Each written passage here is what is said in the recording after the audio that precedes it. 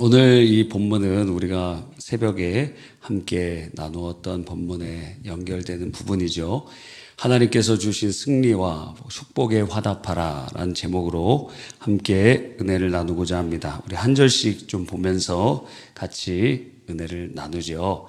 자, 17절. 자, 같이 읽어볼까요? 아브라함이 그돌라오멜과 그와 함께한 왕들을 쳐부수고 돌아올 때에 소돔 왕이 사회 골짜기 곧 왕의 골짜기로 나와 그를 영접하였고. 아멘. 그래서 우리가 흔히 잘 알고 있는 이제 이것이 시내 반도 이쪽이 이집트라고 하고 이쪽에서부터 이렇게 반달로 그으면 이게 비옥한 초승달 지대라고 하는 것입니다. 요 끝에 갈대아 우르가 있고 여기에 하란이 있고 바단 아람이 있고 그리고 이쪽이 이제 가나안 땅입니다. 그래서 우리가 공부해 본 것처럼 메소포타미아라는 것은 강들 사이의 땅이라는 거예요. 그래서 터키 지방부터 강이 이렇게 흘러오고 또 이쪽에서 이렇게 흘러오는데 결국에는 이게 페르시아만으로 흘러가게 됩니다. 요 강들 사이의 땅, 굉장히 비옥하겠죠. 농사도 잘 되고 좋은 곳이겠죠. 그래서 강들 사이의 땅이라 그래서 메소포타미아예요. 메소포타미아가 여기만 있는 게 아니에요. 여기까지 요 강들 사이의 땅 전부가 다 메소포타미아. 그 메소포타미아의 지역에 맹주가 강한 왕이 4개국 연합군을 가지고 그돌라오멜이라는 왕이 4개국을 연합한 그 연합왕이었는데 우리식으로 생각하면 엄청 강한 그런 왕이라기보다 아직 그 연맹적인 그런 측면이 강한 것 같습니다. 근데 그 영향력이 강해서 이 가나안 땅까지 영향권 아래 둔 거예요. 근데 거기에 이제 5 왕들, 특별히 사해, 그죠? 뭐 이런 식으로 되어 있겠죠. 여기 요단강이고 여기가 갈릴리 호수면 요 물이 모이는 곳이 사해인데 이 사해 염해 근처에 있는 5 왕들이라고 칭해지죠. 바로 그곳에 소돔과 고모라도 있었고 당시에는 굉장히 아름답고 강했던 곳입니다. 영향권 안에 있었어요. 그러니까 상당히 큰 영향권이죠. 엘람이라는 곳은 요 옆에 이란 땅까지도 포함되니까 하여튼 상당히 이후에 등장하는 나라 중에 이 강역과 비슷한 나라가 바벨론, 뭐 이런 바벨로니아 이런 나라들이에요. 하여튼 여기까지 영향력을 끼쳤습니다. 그런데 12년 동안 섬기다가 난 더 이상 섬길 수가 없다. 그러면서 독립을 해요. 5 왕이. 그런데 바로 오질 못해요. 한 2년 있다가 반역한 지 2년인가 지난 다음에 14년 차에 이제 이들을 손봐주려고 오게 됩니다. 그러면서 여기에 있던 소돔과 고모라와 5 왕들 다 도망치고 숨어 있고 롯은 끌려가고 재산 다 뺏기고 그러는 과정 가운데 아브라함이 그 소식을 듣고 이 가나안 땅에 있었던 아브라함이 이제 어디까지 올라갔냐면 지금 시리아의 다마스쿠스 지역까지 올라갔어요. 이렇게 쭉 올라갔어요. 올라가서 그들을 쳐부수고 여기서 쳐부쉈다는 것은 이 왕들을 다 완전히 진멸하고 그런 의미 같지는 않아요. 하여튼 승리를 거둬서 그들을 다 이끌어 왔습니다. 바로 이후의 장면이 오늘 본문의 내용이죠. 17절에 아브라함이 그돌라오멜과 그와 함께한 왕들을 쳐부수고 돌아올 때에 318명으로 쳐부셨습니다. 이 엄청난 지역을 다스리고 있는 세력인데 318명 가지고 싸워 이겼어요. 마치 기드온의 300명의 용사를 가지고 싸워 이긴 것처럼 이것은 믿음이 아니면 갈 수 없는 길이고 롯에 대한 사랑이 없었으면 갈 수 없는 길이에요. 믿음은 홍해가 갈라질 것을 바라보면서 발을 내딛고 요단강이 갈라질 것을 믿음으로 발을 내딛고, 주님께서 물 위로 걸어오라 그러면 그 물 위에 발을 내딛는 것이 믿음이죠. 그래서 신약시대에 주님께서 거듭난 사람들의 세 가지의 특징이 나오는데, 그 첫 번째가 믿음의 역사입니다. 믿음의 역사가 일어나는 거예요. 그래서 아브라함이 다마스쿠스 있는 지역까지 올라가서 그를 데려올 수 없는 상황입니다. 계란으로 바위를 때리는 것과 마찬가지인데, 믿음은 다른 것이 아니죠. 조영기 목사님 그런 얘기 하시더라고요. 믿음이 무엇이냐? 바위에다가 계란으로 쳐서 깨는 것이다. 그게 믿음이라는 거예요. 그 일을 한 거예요. 하나님의 약속을 믿으면서 아브라함의 믿음이 성장하고 있음을 보여주죠. 또 오늘 새벽에 사랑 때문이라 그랬죠? 사랑은 불같고 자기가 죽을지라도 그 사랑하는 사람을 살립니다. 집에 불이 났어요. 그러면 여러분의 자녀가 지금 불 가운데 지금 고통당할 것이 생각이 되면, 나도 타 죽으면 안 되지, 애인은 또 나면 되니까, 이러는 부모가 있을까요?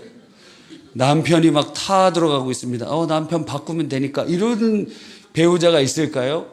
물론 그런 남편은 있을지 모릅니다. 아내가 이렇게 죄가 돼버리면 이제 세장가 가야 되나 뭐 이렇게 생각하는 남편이 혹시 있을지 모르겠지만 우리 교회는 없습니다.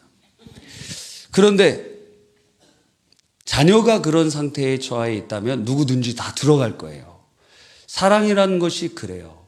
아마 롯을, 어떤 학자들은 롯이 아브라함과 나이가 비슷한 사촌이지만 비슷한 수준이었을 것이라고 추정하는 사람도 있고, 아니면 자녀와 같은 나이 차이가 있을 수 있다 뭐 얘기하기도 합니다. 근데 이렇게 목숨 걸고 가는 거 보면은 형제는 좀 그렇지 않잖아요. 그렇죠? 자녀라고 생각했기 때문에 가지 않았을까 하는, 전혀 생각 안 하시는 분들이 여기 상당히 많이 계십니다. 여러분, 계시 의존적 사색을 많이 해야 됩니다. 우리 성경대학 할 때 오늘 새벽에도 말씀드렸죠. 3부 때 얘기했죠. 성경대학 이렇게 할 때 하나님께서 여호수아와 그리고 출애굽 2세대에게 그리고 모세를 통해서 말씀하시죠. 뭐라고 말씀하시냐면, 너희들 가나안에 들어가서 가나안 7족을 진멸하되 남자, 여자, 아이, 동물 전부 다 진멸해야 된다. 다 죽어야 돼. 그래서 어떤 사람은 성경을 읽으면서 하나님은 너무하시다 이렇게 생각하는 사람도 있습니다. 가나안 7족은 구원받기 이전에 있는 모든 사람을 의미해요. 여러분도 가나안 7족이었어요. 그래서 다 진멸받고 지옥으로 떨어져야 되는 것이었어요. 그런데 언제부터 우리가 예수 믿고 구원받았습니까? 그 이후로부터 거듭났기 때문에 영적 이스라엘 택함받은 백성이요 구원받은 백성이 된 것이지, 그 이전에 예수 믿기 전에 성경은 본질상 진노의 자식들이요 마귀의 지배를 받고 있고 지옥의 백성인데 처음부터 그런 줄 알고 착각하고 있어요. 그래서 가나안 7족을 진멸하는 것은 하나님 앞에 죄인에 대한 하나님의 공의로운 심판을 보여주고 계시는 것입니다. 그 대상자는 우리들이었어요. 하나님의 심판을 피할 수 없었어요. 그래서 가나안 7족이 살 수 있는 길이 무엇입니까? 인간적인 방법은 세 가지가 있다 그랬어요. 첫 번째는 무엇이죠? 도망치는 거. 도망치면 살 수 있습니다. 두 번째는요, 기브온 민족처럼 사기치는 거. 그래서 난 먼 종족입니다. 그래서 와서 사기친 다음에 언약을 맺습니다. 그래서 보니까 바로 근처 종족이었어요. 근데 주님의 이름으로 맹세를 해버렸기 때문에 죽일 수가 없었어요. 그래서 너희들은 우리를 속였기 때문에 노역을 해야 된다. 대신 죽이진 않겠다. 살았어요. 그래서 세 번째는 무엇입니까? 싸워갖고 거기에 머무르는 거예요.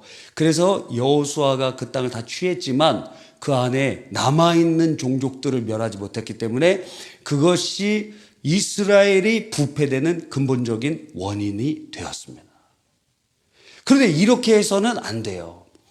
성경에 보니까 결국 가나안 7족도 망하고 이스라엘 율법을 받은 이스라엘도 망합니다. 이것을 가리켜서 로마서 2장에는 이렇게 표현하죠.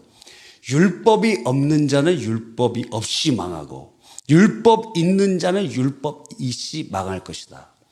의인은 없나니 하나도 없으며 모든 인생이 다 진멸당할 것인데, 그런데 예수 그리스도를 믿는 자, 그래서 거듭난 사람들은 이제 새 백성으로 생명을 얻고 즐거워하는 것입니다. 여러분, 가나안 7족이 누구였다고요? 우리들이었다고. 그래서 우리들이 어떻게 구원받았죠? 거듭났기 때문에. 가나안 7족이었는데 거듭나 버렸어요. 하나님의 자녀로 새 백성이 되었어요. 그래서 구원받은 것입니다. 여러분, 오늘 본문의 말씀을 이렇게 쭉 살펴보면 그돌라오멜과 그와 함께 왕들을 쳐부수고, 바위를 계란으로 치었는데 기적이 일어났습니다. 바위가 깨졌어요. 하나님이 역사하신 것이죠. 하나님이 은혜를 주신 것입니다. 우리는 이것을 통해서 승리의 순간, 우리의 모먼트가 중요합니다. 승리의 순간, 우리의 입술에 무엇이 있는가? 승리의 순간, 하나님이 승리를 주셨다. 쳐부수고 이기게 하셨다. 바로 그 승리의 순간이 두 번째 전장이에요. 다시 말씀드려요. 여러분이 겪는 고난과 전투와 전쟁과 그것은 역경이라고 불려집니다. 그런데 그 역경이 1차 전쟁이라면 그 역경 가운데 하나님이 승리를 주실 때 그게 두 번째 전장이에요. 왜? 영광을 내가 취하느냐 하나님이 취하시느냐. 바로 그곳에서 버림받는 사람도 많이 있어요. 고난이라는 건 너무너무 힘들어요. 고난당할 때는 고난이라는 얘기 듣는 것도 싫어요. 너무 힘들기 때문에. 고난이라는 얘기도, 그래서 설교 중에 고난이라는 단어가 많이 나오면은 그 사람은 고난당하고 있지 않은 겁니다. 근데 고난이라는 단어는 별로 안 나와. 그럼 그 사람 지금 고난 상태에 있는 겁니다. 고난당하면 고난이라는 얘기 듣고 싶지도 않아. 듣고 싶어요? 고난당하면 고난이라는 얘기를 듣고 싶지 않습니다. 여러분, 그런데 많은 성도들이 고난당할 때는 기도해요. 어려운 일을 당했을 때 주님의 이름을 부릅니다. 저도 마찬가지더라고요. 어려운 일이 있을 때 더 기도하고 더 주님의 이름을 부르고. 그런데 우리가 항상 기억해야 되는 것이 무엇이죠? 역경이 진짜 위기가 아니고 순경이 진짜 위기다. 어려울 때가 진짜 위기가 아니고 잘 나갈 때가 위기다. 여러분, 신앙생활 할 때 보십시오. 여러분 자신을 보십시오. 여러분이 어렵고 힘들었을 때 주님을 만났는데 지금 잘 괜찮게 살아요. 뜨겁습니까? 너가 어디서부터 지금 잘못됐는지 회개하고 돌이켜라. 열심을 내라. 회개하라. 하고 주님께서 말씀하지 않으십니까? 너 지금 부자다, 부유하다, 부족한 것이 없다라고 하지만 너의 벌거벗은 것과 가련한 것을 알지 못하는도다. 하고 주님께서 책망하시지 않습니까? 우리도 이제 교회적으로 여러 가지 어려움도 있고 해결해야 될 문제도 있습니다. 그 진짜 문제가 아니에요. 이제 이제 문제는 다 해결되는 겁니다. 과정이지 지금. 아멘입니까? 로마서 8장 28절에 하나님을 사랑하는 자, 곧 그의 뜻대로 부르심을 입은 자들에게 모든 것이 합력하여 선을 이루느니라 하셨어요. 여러분의 삶은 모든 것이 주님의 뜻대로 이끌어지고 있습니다. 믿어지십니까? 하나님이 하시잖아요. 하나님이 개입하시잖아요. 하나님이 역사하시잖아요. 하나님이 우리를 이끌어 가시잖아요. 정말 그렇습니다. 그래서 지금은 위기가 아니에요. 여러분 고난 있고 어려움이 있고 우리 교회 기도 제목이 있고 간절히 부르짖습니다. 그런데 진짜 위기가 아니에요. 기도할 수 있잖아요. 주님 더 가까이 갈 수 있잖아요. 위기가 아니에요. 오히려 위장된 축복이라고 할 수 있습니다. 그럼 언제 위기가 찾아올 것이냐? 자, 우리 새소식반 지금 10개 시작됐습니다. 다음 하반기에 뭐 12개가 될 수도 있고 14개가 될 수도 있고 그 후년도에 15개, 20개, 20개, 30개, 50개, 100개 막 이렇게 될 겁니다. 그러면 전도자들이 100개의 그 세소식반이 있다면 몇 명이 필요하다 그랬어요? 600명이 필요해요. 전도자 600명이 준비돼요. 그리고 그곳에 한 번 이제 그 100개의 소그룹에서는 한 번 새 소식반에서 수천 명씩 거기서 영접하는 일들이 일어나게 될 겁니다. 그리고 그 가족들이 예수께로 돌이키는 역사들이 일어나게 되고 어쩌면 부천에서 가장 큰 교회가 될 수도 있고 전국에서 가장 주일학교가 많은 교회 그리고 정말 세계적으로 주목받는 교회가 될 확률이 상당히 있습니다. 그때가 위기예요. 별로 기도하지 않아도 새신자들이 막 몰려오네. 매우 터져갖고 성전 저는 그 대형 마트에 가보면 이런 데를 좀 인수했으면 좋겠다 하는 생각이 많이 들어요. 주차장 때문에. 그래서 소박한 마음으로 여기 이마트 요즘 다 쿠팡에서 시키고 그러잖아요. 이마트도 정리해야 돼. 나중에 한 몇 년 있다 정리해야 돼요. 그래서 아니면 트레이더스로 바꾸든지 하여튼 저거 지금 포지션이 애매하기 때문에 정리해야 돼. 나중에 홈플러스 정리됐잖아요 지금. 그러니 정리한다고 하면은 그 정도면 그냥 여러분 주차도 할 수 있고 모자라요? 그러면 저기 조금 넘어가고 인천 저기 무슨 체육관 있잖아요. 저 무슨 체육관이죠 인천? 삼산체육관. 뭐 그 정도면 그것도 적어요? 예. 하여튼 하나님께서 은혜를 주실 겁니다. 그때가 위기라는 거예요. 진짜 위기라는 거예요. 잘 될 때만. 새신자들이 지금도 많이 우리 하나님께서 보내주시지만 막 1000명 한 번 새 생명 축제 하는데 몇천 명, 5,000명, 10,000명씩 등록하고 그때가 진짜 위기라는 거예요. 그래서 지금 준비해야 돼. 지금 교회 안에서 신앙생활할 때 어려움에 처했던 사람들은 하나님 더 의지합니다. 그런데 축복받아갖고 그 위기를 넘어간 사람들은 점점 하나님과 멀어지고 미지근한 신앙인이 되는 것을 보게 돼요. 두 번째 전쟁이 시작된 거예요. 바로 순경 가운데 2차 전쟁, 보이지 않는 영광의 전쟁이에요. 하나님께 영광을 올리느냐, 내가 그 영광을 취하느냐. 여러분, 소돔 왕이 아브라함을 영접합니다. 지금 아브라함이 완전히 승리자예요. 사람들이 주목합니다. 처지가 변화됩니다. 애굽에서 쫓겨났던 그가 이제는 그곳에서 영광을 받고 영접을 받고 있습니다. 이야, 대단하지 않습니까? 이때 가장 위험한 때라는 거예요. 그 높아진 자리, 왕들이 영접해 주는 자리, 바로 그 자리에서 우리는 주님의 영광을 선포해야 되는 것입니다. 주님이 하셨습니다. 하나님이 하셨습니다. 하나님 영광 받아 주시옵소서. 그래서 연예인들이 그렇게 별로 경건하게 살지도 않고 교회도 별로 가지도 않고 그러는 연예인들 많거든요. 그런데 시상식에 하나님께 감사드린다고 교회도 안 가. 교회도 안 가면서도 그렇게 하는 사람들도 상당히 많이 있더라고요. 여러분, 바로 그 자리가 지금 제2 전투 장소이라는 것입니다. 하나님께서는 여러분을 높여주실 겁니다. 하나님께서는 여러분에게 형통을 주실 겁니다. 하나님께서 여러분에게 은혜를 주실 겁니다. 믿음으로 바라보세요. 예수 안에 다 있기 때문에 예수 안에 구원도 있고 영생도 있고 죄사함도 있고 축복도 있고 치유도 있고 복도 있고 다 있어요. 여러분, 예수 그리스도의 이름으로 예수 그리스도의 공로를 의지하여 하나님의 놀라운 축복을 다 누리세요. 그런데 바로 누린 그 자리가 진짜 중요한 자리다. 하나님께 영광을 올리느냐, 내가 영광을 취하느냐, 그것이 굉장히 중요한 것입니다.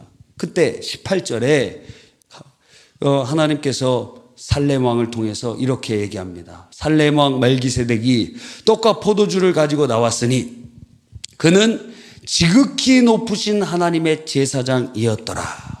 와, 우리는 아브라함만 선택받은 사람인 줄 알았어요. 그런데 하나님을 섬기던 사람들이 아브라함 말고도 있었다는 거예요. 지금 살레막 멜기세덱이라는 사람이 나오잖아요. 특별한 사람입니다. 주 2000년 전에 멜기세덱이라는 이름은 흔한 이름이었다 그래요. 그리고 이 멜기세덱 이것 자체가 각각의 신의 이름으로 쓰이기도 했었어요. 그런데 이 멜기세덱이라는 사람이 바로 지극히 높으신 하나님의 제사장이라고 칭해집니다. 지극히 높으신 하나님, 히브리어로 뭐죠? 엘 엘yon. 따라해 봅시다. 엘 엘yon. 지극히 높으신 하나님의 제사장이었습니다. 자, 인간이 가장 높은 것을 경험했던 것이 무엇이죠? 우리가 창세기를 이렇게 살펴보죠. 창세기를 네 가지의, 두 가지로 요약하면은 창세기는 무엇이죠? 첫째, 원역사. 그죠? 원역사. 두 번째, 족장사. 그죠? 원역사에는 네 가지 사건이 있죠. 창조, 타락, 노아 홍수, 그리고 바벨탑. 인간이 가장 높은 곳에 오르고 높이 보았던 것이 무엇이죠? 바벨탑이에요. 바벨탑. 그런데 멜기세덱은 하나님을 지극히 높으신 하나님이라고 칭하고 계시는 것입니다. 여러분, 마천루의 저주라는 것 들어보셨죠? 초고층 빌딩 건설이 활발해지면 곧 그 국가나 기업의 대규모 경제 위기가 온다라는 그런 경험적 가설이에요. 왜냐하면 호황기 때 사람들이 돈이 있고 막 호황이 되니까 우리의 이름을 내서 높은 탑을 한번 만들어 보자. 세계에서 제일 높은 것 한번 만들어 보자. 만들어 봅니다. 그 중국에서도 막 고층 빌딩 많이 올려놨는데 거의 다 져놓고 그 위에 못 만들어 놓고 그 몇 조짜리 건물이 그렇게 텅텅 비어 있는 것도 보게 됩니다. 북한에서도 높은 100층 넘는 빌딩 있죠? 하나에 텅텅 비어 있습니다. 우리나라에서 제일 높은 500m 높은 롯데 빌딩 있죠? 그거 짓고 롯데 지금 부도날 위기예요. 그것 때문이 아니라 그거를 통해서 전반적으로 이 굉장히 어려움에 지금 처해 있습니다. 여러분, 1931년 그 엠파이어 스테이트 빌딩이 완공된 직후에 미국의 대공황이 찾아왔습니다. 1997년 말레이시아의 페트로나스 타워 준공 후에 아시아 외환위기가 찾아왔습니다.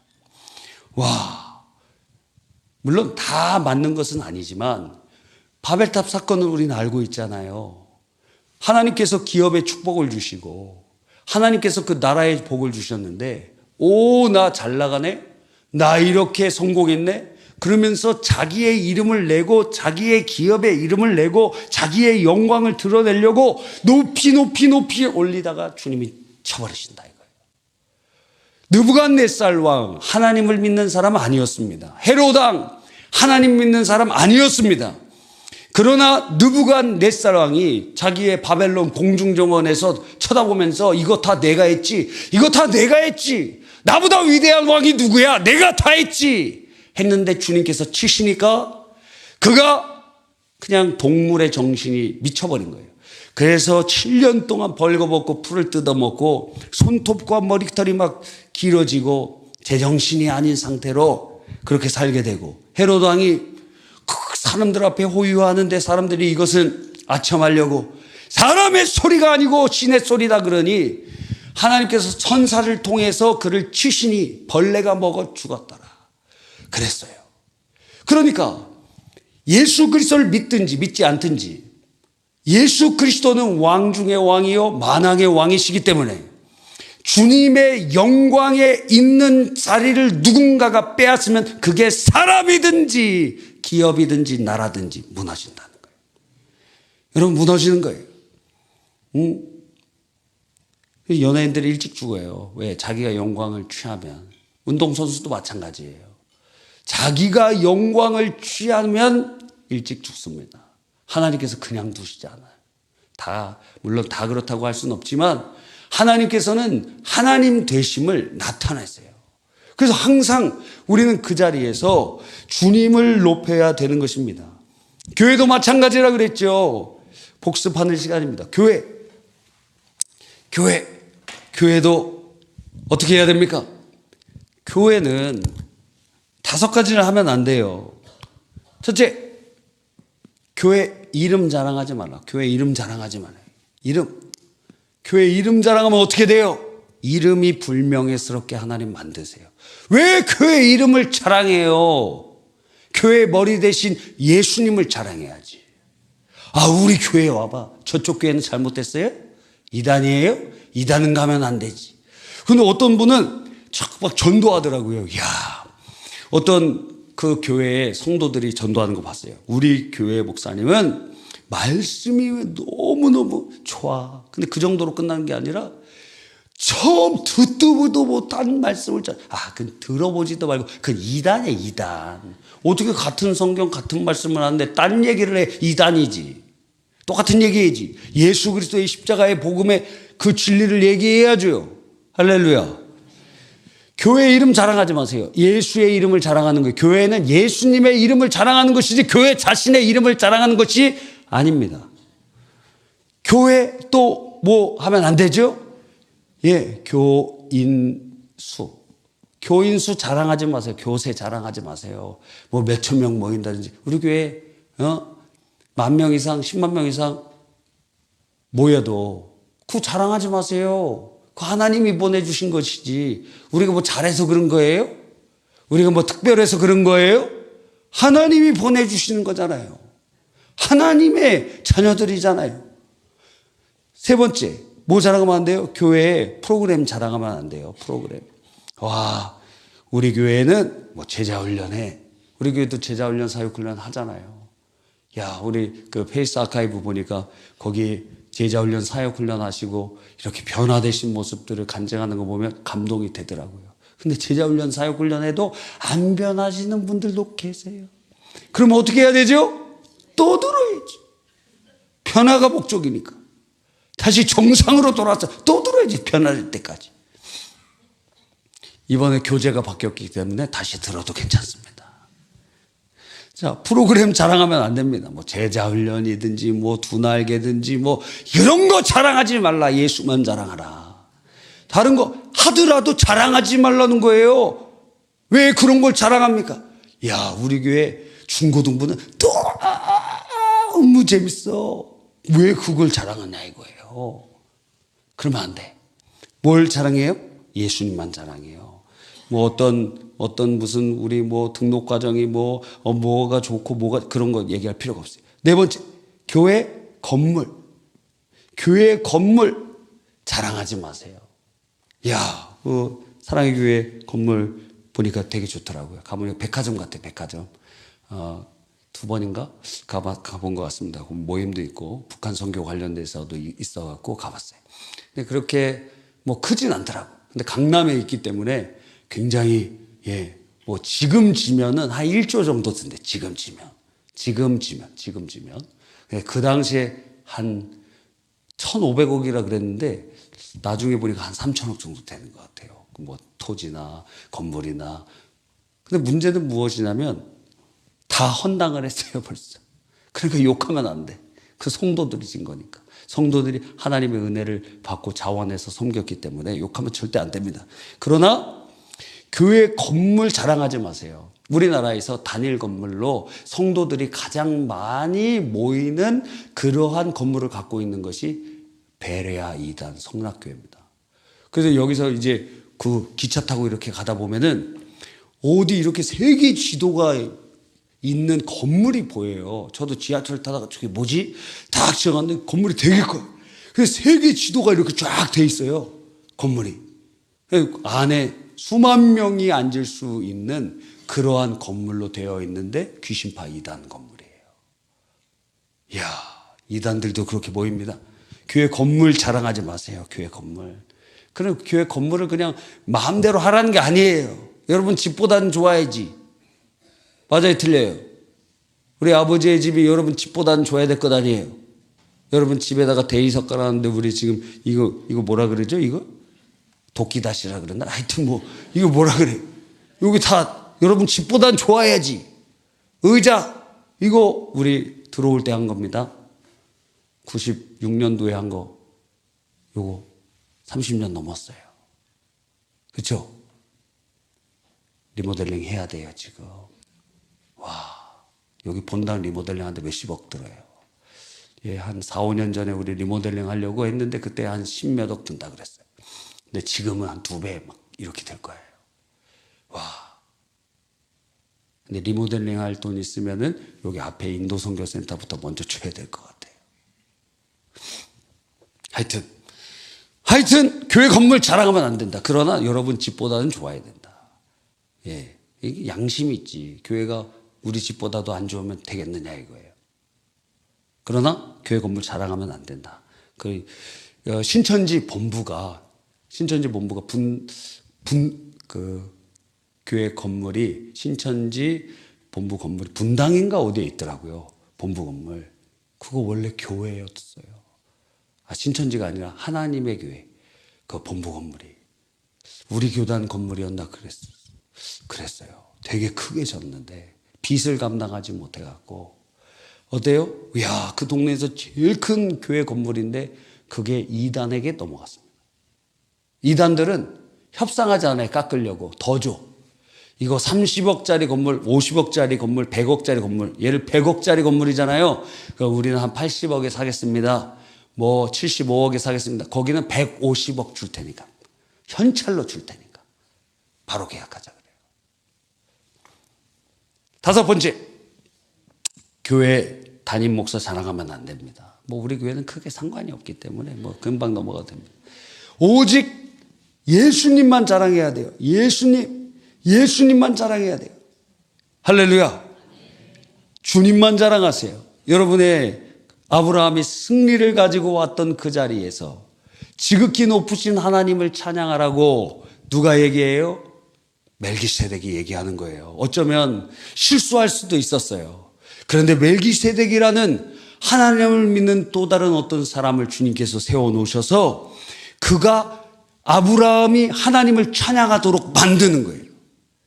그러니까 믿음의 선진들, 교육자들은 뭐 하는 사람이냐? 여러분이 하나님을 찬양하도록, 여러분이 역경이든지 순경이든지 간에 하나님을 경외하도록 만드는 사람들이에요. 왜 주일 성수하라 그래요?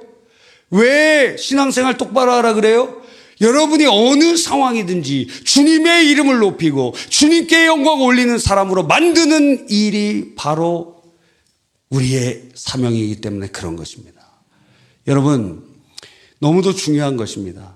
이 멜기세덱은 장차 예수 그리스도를 예표하죠. 히브리서에 있습니다. 자, 19절에 보니까 그가 아브라함에게 축복하여 이르되 천지의 주제요 지극히 높으신 하나님이여 아브라함에게 복을 주시옵소서. 여러분, 멜기세덱은 아브라함을 축복할 수 있던 제사장이었습니다. 하나님의 지극히 높으신 하나님의 제사장이었습니다. 우리들도 마찬가지죠. 멜기세덱은 예수 그리스도를 예표해서 예수님은 왕이요 제사장이요 선지자이셨고 우리도 왕 같은 제사장으로 멜기세덱처럼 우리도 어떤 권세가 있어요? 축복할 수 있는 권세가 있습니다. 목사님만 축복하는 게 아닙니다. 여러분 오늘 새벽에 이렇게 적어 오라고 했죠? 그래서 여러분의 이걸 가지고 함께 이렇게 기도하는데 축복 저만 할 수 있습니까? 그게 아니에요. 여러분은 왕 같은 제사장들이기 때문에 여러분의 이름으로 여러분의 입술을 열어 예수님의 이름으로 기도할 때 하나님께서 역사해 주신 줄 믿습니다. 그렇다면 여러분 자녀들에게 그렇게 기도해 줘야죠. 여러분의 구역 식구들을 그렇게 기도해 줘야죠. 그래서 우리에게 주신 도고의 축복은 바로 멜기세덱이 아브라함을 축복했던 것처럼 우리에게 축복권이 있음을 나타내는 하나님의 강력한 도구인 것입니다. 여러분이 많은 사람들을 축복하잖아요. 받지 못할 사람의 축복은 여러분에게 돌아와요. 그러니까 다른 사람을 위한 도고기도 축복기도 많이 해주는 사람, 그 사람 복을 받게 돼 있습니다. 다른 사람을 복을 받게 할 뿐만 아니라 여러분이 복을 받는 거예요. 그러니까 도고기도 하세요. 다른 사람을 위해 기도하세요. 그러면 그것 자체가 하나님을 기쁘시게 하는 일이요, 하나님의 은혜의 통로가 되는 일이요, 주님께 쓰임받는 일이요. 할렐루야.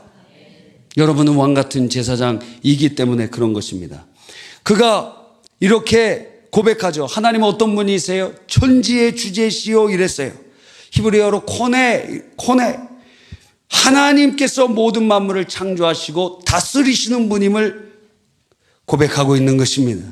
와, 당시에는 신들이 다 동물을도 믿고 뱀도 막 신으로 믿고 그랬던데, 천지의 주제, 모든 만물을 창조하시고 모든 것을 다스리시는 분, 그분, 지극히 높으신 하나님, 인간이 만들어 놓은 바벨탑보다 더 높으신 하나님, 그 하나님께 기도합니다. 아브라함에게 복을 주시옵소서. 멜기세덱은 어떻게 되었을까요? 자, 아브라함이 어떤 복을 받았죠? 나를 저주하는 자는 저주를 받을 것이요, 나를 축복하는 자는 축복을 받을 것이다. 여러분이 예수 믿는 사람들을 위해서 기도하면 어떻게 되죠? 이 예수 믿는 사람들은 전부 하나님의 축복을 받는 아브라함의 후손입니다. 그래서 예수 믿는 성도들을 위하여, 여러분의 구역 식구를 위하여 기도하면 여러분이 복을 받게 됩니다. 할렐루야. 왜? 아브라함의 복이 예수 안에서 우리의 복이 되었기 때문에 그렇습니다. 그러니까 철의 시간에 와서 자기 기도만 하는 사람보다 어리석은 자가 없다 이거예요. 그래서 다른 사람을 위하여 축복하고 특별히 성도들을 위하여 기도할 때, 너를 축복하는 자 내게 축복을 주겠다. 우리가 상호간에 다 아브라함의 자손이 되었고 언약의 백성이 되었으니 상호 기도할 때 놀라운 역사가 일어납니다. 불신자를 위하여 기도할 때 그 영혼이 예수께로 나오는 기적의 통로가 될 뿐만 아니라, 신자들을 위하여 기도할 때 하나님의 복을 받게 될 줄 믿는 것입니다. 20절에 너희 대적을 네 손에 붙이신 지극히 높으신 하나님을 찬송할지어다. 아브라함이 흔들릴 수도 있었어요. 내가 잘했지, 내가 성공했지. 근데 하나님께서는 멜기세덱이라는 사람을 통해서 아브라함이 변질되지 않도록 붙잡아 주셨어요. 그래서 신앙생활을 해야 됩니다. 지금 하나님 앞에 예배 드리는 것 아닙니까? 그래서 우리가 주님 앞에 주일 성수하고 새벽 기도도 나오고 철야도 나오는 것, 우리가 세상 가운데 무엇인가 조금이라도 성공하고 잘 나가면은 흔들려. 그래서 주님 앞에 나와서 주님께 집중할 때 우리는 안전한 줄 믿는 것입니다. 주님 앞에 있을 때 안전한 것이, 아브라함의 승리는 우리가 잘 아는 것처럼 아브라함이 전략이 뛰어나거나 군인이 많거나 용맹하거나 해서 된 것이 아니라, 하나님이 아브라함에게 개입하셨기 때문에 318명을 통해서도 롯의 일가와 그것을 다 구원해낼 수 있었던 것, 하나님이 개입하셨다는 거예요. 하나님이 여러분의 삶에 개입하시고 우리의 삶에 역사하신 줄 믿으시기 바랍니다. 그러니까 우리가 주님을 찬양하지 않을 수 없는 거예요. 하나님이 우리의 삶에 개입하시며 역사하시는 것, 우리가 구원받은 것이 바로 그 증거 아닙니까? 예수 믿지 않았던 우리들에게 주님이 개입하셔서 우리의 강팍한 마음을 기경하시고 예수 믿게 하시고 주님을 구세주로 인정하게 하시고 나를 위하여 몸짓고 피 흘려 죽으시고 부활하신 예수 그리스도를 마음으로 영접하고 그분을 따르는 제자가 되도록 인도해 주신 것입니다. 그러므로 아브라함의 승리는 아브라함의 편을 들어주셔서 이기게 하셨고, 그리고 하나님께서 바로 우리 예수 그리스도를 믿는 우리들, 우리의 편을 들어주시며 하나님이 개입하시고 역사해 주실 것임을 보여주고 계시는 것입니다. 예수님이 승리하셨기 때문에 예수 믿는 우리도 승리할 줄 믿는 것입니다. 자, 그래서 아브라함이 그 지극히 높으신 하나님 앞에, 맞아요, 하나님이 하셨습니다. 하나님이 역사하셨습니다. 그래서 20절에 보니까 아브라함이 그 얻은 것에서 10분의 1을 멜기세덱에게 주었더라. 할렐루야. 11조 드린 거예요. 11조를 주었습니다. 고대 근동에서 이 11조 드리는 것은 이 아브라함뿐만 아니라 아브라함 다른 종교에도 있었어요. 11조 드리는 것들이 있었어요. 하나님 섬기는 사람들, 멜기세덱 같은 사람에게도 이미 율법이 있기 전에 성경에 2번의 11조가 기록되어 있는데, 하나는 아브라함이 멜기세덱에게 주는 11조와 야곱이 바로 그 돌베개를 메고 꿈을 꾸고 난 다음에 하나님 저 안전하게 돌아오게 해주시면 하나님은 나의 하나님이 되고 제가 하나님께 11조 바치겠습니다 하고, 율법이 있기 전에도 11조라는 종교 문화가 있었다는 거예요. 당시 고대 근동에 11조 같은 것을 드리는 그러한 문화가 있었다는 거예요. 그걸 가지고 하나님 앞에 내가 주님을 어떻게 섬길까? 아, 맞아. 내가 얻은 이 전리품 중에 10분의 1을 하나님 앞에 드리는 것을 멜기세덱에 주는 것으로 나타나고 있는 것입니다. 그러니까 하나님이 일하셨다는 것, 이 승리가 내 승리가 아니고 주님의 승리라는 것을 예배를 통하여, 그리고 그 예배 속에 헌금과 봉헌을 통하여 그것을 나타내고 있는 것을 보여주고 있습니다. 그러니까 모든 승리를 주신 분이 하나님이시다, 이것을 하나님께서 받으시는 거예요. 사람이 떡으로만 사는 것 아닙니다. 오직 모든 물질과 재산으로 사는 것 아닙니다. 인간적인 승리로 사는 것 아닙니다.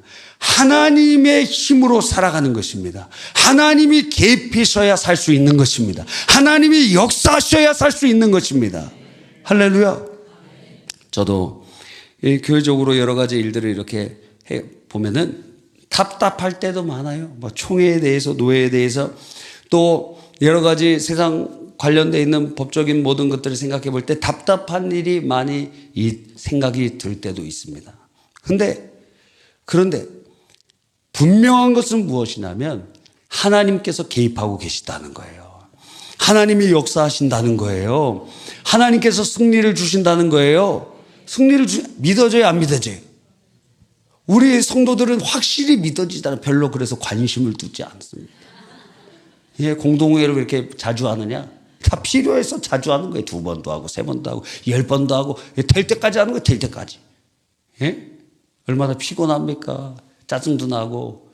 그런데 계속 가는 거예요. 될 때까지 하면 될 때까지. 이야.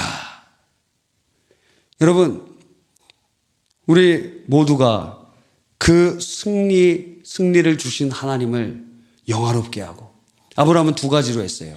하나는 입술로 하나님을 찬양해요. 주님을 높입니다. 그래서 주님을 찬송합니다.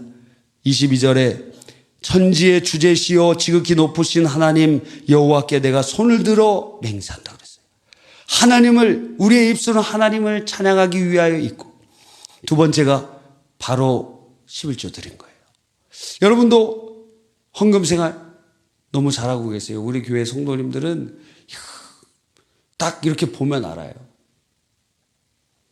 신년 되면은 어떤 분들은 왜 내 11조 봉투는 안 만들어주냐고 짜증을 내시는 분들도 있어요. 또 봉투를 훔쳐가는 사람들도 있나 봐요. 봉투 훔쳐가서 뭐예요? 봉투를 누가 훔쳐간 사람이 있나 봐요. 그래서 재정부에 막 계속 만들어달라 그러고. 그럼 왜 갖고 가는지 모르겠어요. 네?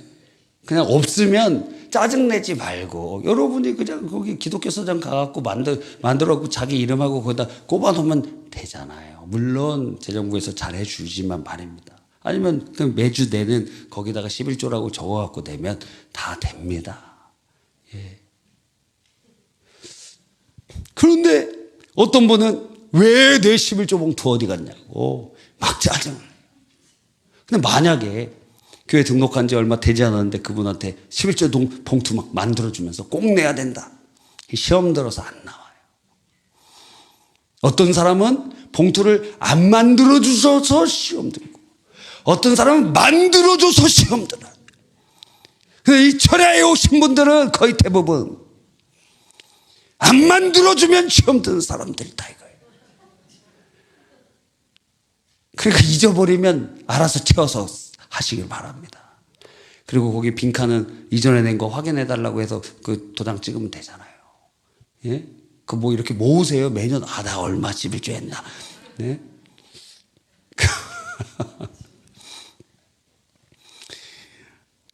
이 아브라함이 하나님 앞에 그러한 마음을 갖고 있었어요. 하나님이 주신 은혜 얼마나 감사한가. 물질로 주님 앞에 헌신하는 거예요. 얼마나 멋있는 사람입니까?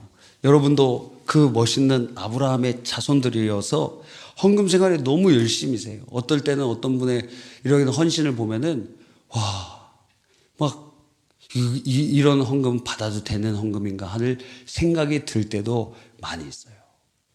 야, 그래서 어떤 분을 이렇게 보면은 하나님 저분 축복 좀 해주세요. 저절로 기도가 나. 하나님 앞에 어떤 분이 헌신했는데 지금 현재 상황이 막 어려운 분들이 있어요.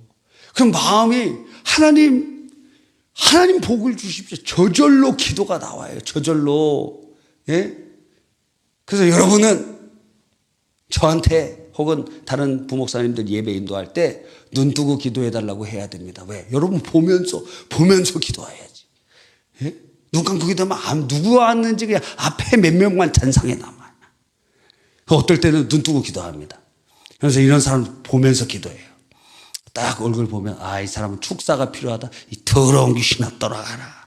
아니 그분이 더러운 귀신이란 게 아니라 큰 역사가 일어나는 거예요. 약한 마귀 떠나가라. 그런데 어떤 분은 그냥 저절로 그냥 하나님 불쌍히 여겨주십시오. 하나님 은혜를 내려주십시오. 막 눈물이 나와요. 눈물이 나올 것 같아요. 하나님 물질의 복을 주십시오. 하나님 앞에 이렇게 헌신하고 하나님 앞에 그런데 어려움이 있습니다. 하나님 살려주십시오. 지금 최근에도 어떤 분이 어려움에 처했는데 그분 얼굴만 뵈면은 마음이 막 애려. 하나님 불쌍히 여겨주십시오. 하나님 불쌍히 여겨주십시오. 제 진심으로 막 기도가 나와요. 하나님 불쌍히 여겨주십시오. 여러분, 하나님의 우리의 삶에 개입하시고 은혜 주실 때 놀라운 역사가 일어난 줄 믿습니다. 그것을 인정하는 것, 입술로 인정하고 그리고 하나님 앞에 예배를 통하여 봉헌하면서 하나님 앞에 감사하는 거예요. 와. 그래서 우리 성도님들은 너무 어떤 분은 헌금을 너무 많이 하셔가지고 막 걱정돼. 거의 막 일하는 걸 다 헌금을 하시는 분도 계시고. 그리고 제일 부담스러운 분이 어떤 분이냐면 매일 헌금하시는 분이. 매일 헌금하세요. 어떤 분이 매일 헌금하세요. 그러면 저도 이렇게 부담되는데 하나님께서 얼마나 부담되시겠어요. 안 들어주실 수가 없을 것 같아요. 매일 헌금하세요. 하나님 이건 안 들어주시면 안 되겠습니다. 매일 헌금하세요. 근데 어떻게 보면 이렇게 작정 이렇게 번호도 써서 내시더라고요. 어떤 뭐 1,000번째. 근데 번호를 막 틀려 중간에 막 빠졌다가 막 이렇게. 그런 분들도 계세요. 막 965번 됐다가 막 890번 막 이렇게 중간에 막 멈췄다가. 여러분 21절 소돔 왕이 아브라함에게 이르되 사람은 내게 보내고 물품은 내게 가지라. 와, 지금 멜기세덱과는 완전히 다른 분위기죠. 멜기세덱은 떡과 포도주를 가지고 오면서 만찬을 받으며 그 함께 행복하고 하나님을 찬양하는데 그 가운데 지금 소돔 왕이라는 작자는 감사도 없고 뭐 아무것도 없어요. 그냥 사람은 내게 보내고 물품은 내가 가져라. 네가 이겨서 데리고 온 거니까 전리품으로 그건 가져가라. 사람은 그 대신 우리한테 넘겨줘. 그랬습니다. 그랬더니 22절에 보니까 아브라함이 소돔 왕에게 이르되 천지의 주 되시여 지극히 높으신 하나님 여호와께. 그래서 아브라함이 멜기세덱보다 한 단계 더 나은 것은 무엇이냐면 여호와라는 이름을 언급해요. 멜기세덱은 언급하잖아요. 여호와께 내가 손을 들어 맹세하노니 내 말이 내가 아브라함으로 치부하였다 할까 하여 내가 속한 것은 실한 오락이라 들매끈 한 가닥도 내가 가지지 아니하리라. 내 말이 내가 아브라함으로 치부하였다 할까 하노라.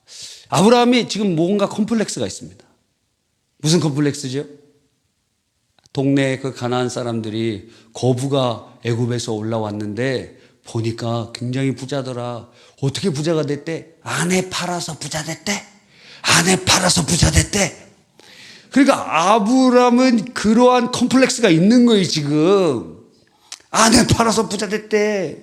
아내 팔아갖고 그 바로한테 전립 차일이 많이 받았대. 그러는 거예요.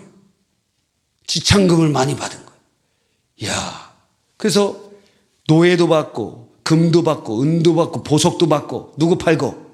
아내 팔아갖고. 이야, 대단한 사람입니다.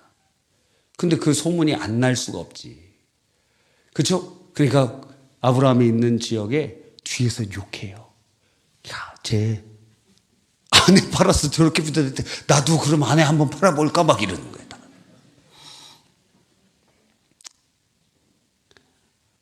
그러니까 소돔 왕한테는 얘기합니다. 뭐라고 얘기해요? 옛날 믿음 같았으면 덜컥 다 받았을 겁니다. 그런데 그가 깨달았어요. 아, 인간적인 방법으로 하면 안 되는구나. 하나님의 방법으로, 성공도 하나님의 성공으로 그렇게 돼야 되는구나. 그래서 나 물건 같은 거 안 받아. 얘기합니다. 내 말이 내가 아브라함으로 치부하였다 할까요? 그래서 안 받는다는 거예요. 영적으로는 하나님께서 막으신 것 같아요. 왜? 그 소돔의 그 모든 것들은 죄악되고 부패했기 때문에. 하나님께서 불로 멸하시려고 작정해서 그 만지지도 못해. 부정한 거 만지지도 않고 취하지도 않도록. 그래서 주님께서 막으신 것 같아요. 하나님, 이것은 바로 하나님께서 내가 사람의 방식이 아니라 하나님의 방식으로 복을 받겠다고 선언하는 것과 마찬가지라고 할 수 있는 것입니다. 애굽에서 있었던 믿음보다 조금 더 성장했어요. 그 홀딱 지참금 받아서 나왔잖아요. 아니, 그 양심이 있으면 이건 못 받겠습니다. 애굽 왕한테 주고 나왔어야지. 근데 그거 그냥 눈 감고 그냥 나왔어요. 같이 그냥 갖고 왔어요. 그때 그 믿음이었다면 지금 이것도 다 받았을 거예요. 근데 그동안 믿음이 성장했어요. 고난을 통해서 성장했어요. 그 수치를 통해서 성장했어요. 24절. 오직 젊은이들이 먹은 것과 나와 동행한 아넬과 에스골과 마므레의 분깃을 제할지니 그들이 그 분깃을 가질 것이니라. 나는 안 받겠다. 나 하나님의 축복으로 살 것이니까 난 부정한 거 안 받아. 너로 말미암아 부자 됐다는 얘기 듣고 싶지 않아. 나 옛날에 그렇게 해봤는데 너무 덕이 되지 않고 나 하나님으로부터 하나님의 능력으로 할 거야. 그러나 같이 전쟁에 나간 젊은이들과 나 도와주려고 했던 사람들의 몫은 주어라. 이게 무엇입니까? 여러분이 하나님 앞에 어떤 서원을 했어요. 야, 나는 아침 금식 할 거야. 뭐 점심 금식 할 거야. 뭐 1년 동안 할 거야. 10년 동안 할 거야. 그런데 어떤 사람은 새벽기도 할 거야. 그러면 하지 않는 사람에 대해서 비판하고 정죄하지 말라는 거예요. 아브라함, 너는 하나님 앞에서 자기의 결단과 신앙의 결단을 했어요. 그런데 그 결단, 하나님과의 그런 언약 관계도 없고 결단도 하지 않은 사람까지 너 그거 하면 안 돼. 너 이렇게 하면 안 돼. 그렇게 정죄하지 말라는 거예요. 바리새인이 얘기하죠. 저 세례와 같지 않습니다. 나는 그래서 감사합니다. 저는 일주일에 2번 금식하고 11조 드리고 구제하고 기도하고 그러니까 난 저와 다릅니다. 바리새인이 한 예수 그리스도께 가장 많은 책망과 주님의 저주를 받았어요. 이유가 무엇입니까? 자기가 하는 것을 가지고 자기의 의를 쌓고 다른 사람에 대해서는 비판하고 판단하고 정죄하는 근거로 삼았기 때문입니다. 우리도 마찬가지예요. 우리도 신앙생활 이렇게 할 때 이런 마음이 들 때가 있어요. 특별히 모태신앙으로 오래 신앙생활한 사람들은 기본적으로 이런 마음이 있습니다. 판단하고 정죄하고 싶습니다. 자, 교회에서 제일 신앙생활 열심히 하는 사람 누굽니까? 여러분들이에요. 그리고 뭐 목회자라고 하면은, 야, 목회자들 이렇게 보면은, 조는 사람들 딱 이렇게 보면, 막 책망하고 싶지 않습니까? 근데 그분도 하루 종일 일하고 여기 나와 있는 것만 해도 감사한 거예요. 이분들 아침형 인간들인데 버티고 몰래 9시에 자야 되는데 지금까지 막 버티고 눈이 막 충혈돼갖고 눈을 몇 번씩 뒤집어 까고 막 이러면서 막 견디다가 막 이렇게 눈을 부릅뜨고 막 앞으로 쓰러졌다 뒤로 쓰러졌다. 그러니까 자기의 기준으로 막 판단하지 말라는 거예요. 불쌍히 여겨야지. 사랑이 있어야지. 그렇죠. 지금 전쟁에 나갔는데 자기는 나는 안 받아. 나는 너로 말미암아 안 해. 자기만 받지 말고 다른 사람은 자기 전쟁의 몫을 받아야지. 할 수 있어야지. 나 금식하니까 당신들도 같이 금식해. 그러면 안 되잖아요. 그런데 신앙생활을 하면 이렇게 판단하고 정죄한다는 거예요. 새벽기도 갔다 왔는데 남편 자고 있어요. 중직인데 자고 있어. 그러면 발로 이렇게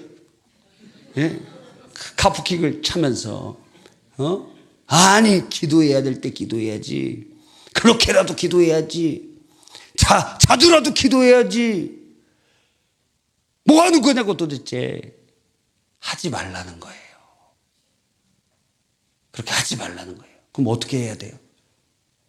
남편이 아내 보면은 아내 이마에다가 기도해 주세요. 같이 새벽 기도 갈 수 있도록 은혜를 베풀어 주십시오. 그러면 남편이면 어떻게 해야 돼요?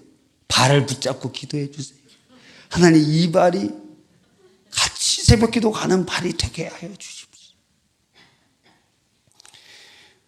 판단하지 말라는 거예요. 정지하지 말라는 거예요. 아니 서원했으면 자기나 어떤 목사님 예를 들어서 그런 서원을 했다고 합시다.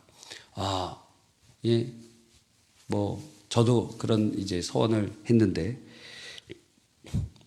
저는 이제 교회에서 사례를 받기 때문에 사례를 받고 또 제가 이제 어떤 목사님 영향을 받아서 이제 외부에서 설교를 하거나 또 이렇게 주례를 하거나 뭘 하고 신방하거나 뭐 하면은 그런 다른 특별한 사례를 받지 않기로 소원을 했습니다.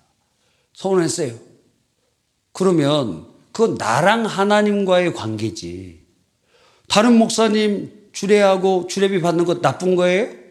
그거 판단하지 말라는 거예요. 너는 그런 자격이 없다는 거예요. 너가 하나님과 그렇게 하나님과 1대1의 관계 속에서 서원하고 언약을 맺은 것이지 그게 무슨 의의를 자랑하고 그런 거 아니에요. 하나님께서 그런 마음을 주시니까. 곰곰이 생각해 봤어요. 도대체 왜 그렇게 막으시는가. 저는 심지어 그래서 나중에는 무슨 생각했냐면 그러면 나는 책을 써갖고 많은 이익을 얻어야 되겠다. 20대 때 그렇게 생각했거든요. 그런데 나중에 주님께서 너 책을 써도 수익금은 전부 헌금해야 돼. 그렇게 서원하게 하셨어요. 그래서 전 책을 옛날에는 많이 쓰려고 그랬는데 조금 쓰려고 하고 있습니다. 다 헌금할 거예요. 네, 아예 안 받을 수도 있어요. 하여튼 그런데 서운하게 하셨어요. 그럼 왜 그러냐? 그러면 다른 목사님들 판단하고 정죄하느냐? 릭 워렌 목사님이 목적이 이끄는 삶 그 책이 2천만 부 팔렸어요. 우리나라에서만 200만 부가 팔렸어요. 그래서 그 목사님이 사례비 전체 받은 거 다 환급하고 헌금을 그 교회에서 얼마나 하느냐? 10의 9조를 해. 10의 9조를 하는데도 남아. 그 4대째 목사님 가정에 태어나신 분인데 교회 성도도 수만 명이에요. 근데 그 교회에서 아마 헌금 제일 많이 할 거예요. 10의 9조라니까. 그래도 막 남아. 근데 하나님은 그런 축복을 저에게 주시진 않았어요. 네? 책 쓰는 것도 다. 그런데 왜 그랬을까? 곰곰이 생각해 봤어요. 그게 저를 보호하기 위한 하나님의 방편인 것이라고 생각이 들더라고요. 왜? 이 물질에 관련돼서 갈대와 같이 흔들릴 수 있기 때문에 연약한 존재이기 때문에 오히려 하나님 앞에 먼저 서원하고 먼저 결단하고, 그래서 너 자신을 부패하지 않도록 하나님께서 둘둘 싸서 매어서 할 수 있도록 그렇게 서원하게 하신 것 같더라고요. 그래서 어떤 분이 막 이렇게, 어떤 분은 기도해 주면은 하나님 앞에 헌금하는 것뿐만 아니라 저한테도 막 뭔가를 주시는 분이 있어요. 여러분이 다른 목사님한테 기도받을 때는 공수로 가면 안 돼요. 반드시 무엇인가를 갖고 가야 됩니다. 사울이 사무엘 만날 때 그랬잖아요. 축복할 수 있도록. 그런데 저한테는 그럴 필요가 없어요. 여러분이 부목사님한테 기도받을 거나 뭐 할 때는 그렇게 준비해 주시고 챙겨 주시는 거 좋은 일이에요. 그러나 저는 저 스스로가 부패할 가능성이 상당히 많은 사람이기 때문에 하나님께서 그것을 가지고 서원하도록 둘둘 싸주셨다는 거예요. 그런데 그게 저의 무슨 자기 의가 될 수 있는 게 아니라는 거예요. 그걸 가지고 다른 목사님들 판단하고 정죄하고 그럴 것도 아니라는 거예요. 너는 하나님과의 1대1의 언약을 맺었으면 너는 그렇게 해. 그 다른 사람 판단하지 마. 그래서 뭐 주례도 부탁도 많이 하잖아요. 그래서 어떤 분은 안 받는다 그러니까 엘리베이터에 던지고 가, 막 던지고 가. 그 아직도 못 주고 있어요. 10년 넘었는데. 갖고 있어, 지금 갖고 있어. 그 어떤 분은 돈으로 안 주고 상품권으로 주면 상품권 유효기간 지나서 10년 넘어갔고. 그래서 그것도 아직도 갖고 있어요. 여러분 돌려주려고. 그러니까 어떤 분은 막 고기를 보내. 고기를 그래서 퇴짜시켰어. 고기를 퇴짜시켰어. 어떤 분은 과일을 보내. 그래서 과일은 제가 먹어드렸어요. 너무 이게 힘들어. 너무 마음에 부담될 것 같아갖고 우리 교역자들이랑 같이 나눠 먹고 그랬어요. 그 정도는 괜찮지 않을까? 예.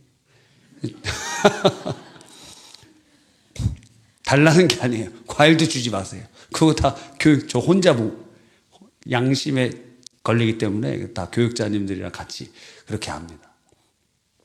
그러나 그건 절대 의가 될 수 없다는 거예요. 그건 자랑거리도 아니야. 자랑할 필요도 없어.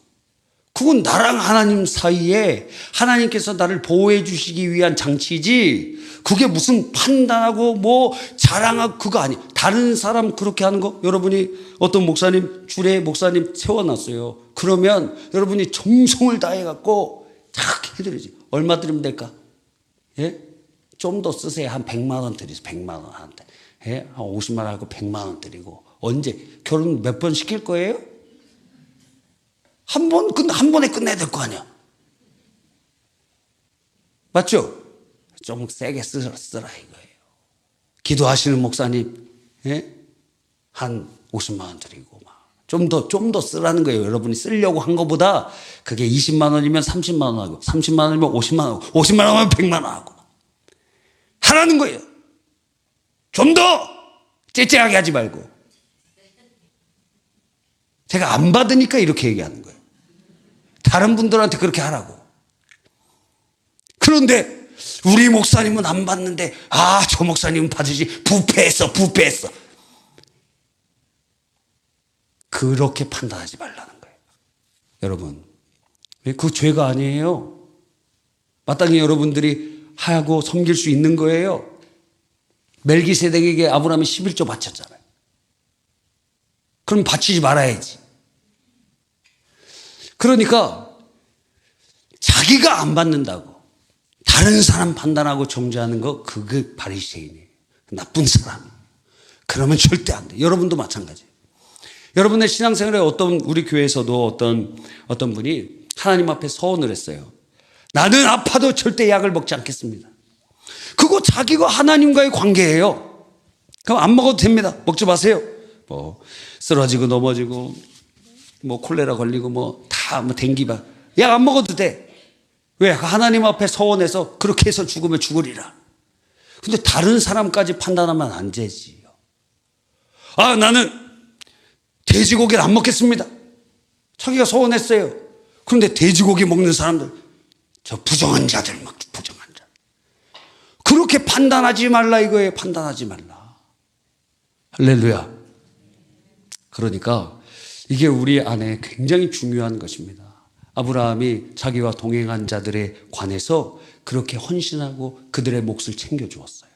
자기는 헌신을 하였지만 그게 우리 의가 아니에요. 그런 거 자랑하면 그것 자체가 위선이에요. 위선.